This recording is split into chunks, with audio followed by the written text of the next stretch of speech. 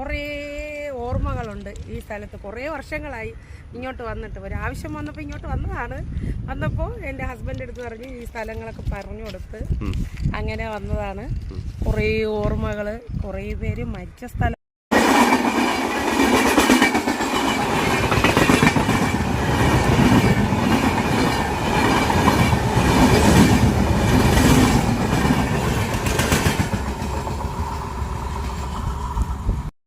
എനിക്കറിയാവുന്നവരൊക്കെ എടുത്തു ചാടി മരിച്ച സ്ഥലങ്ങളാണ്. എൻ്റെ കൂടെ പഠിച്ച ഫ്രണ്ട്സുകളൊക്കെ ഉണ്ട്. അതൊക്കെ ഒരു കഥ. ശരി, പിന്നെ ഓക്കെ ബൈ. എവിടെയാണ് സ്ഥലം എന്നൊന്നും അറിയില്ല.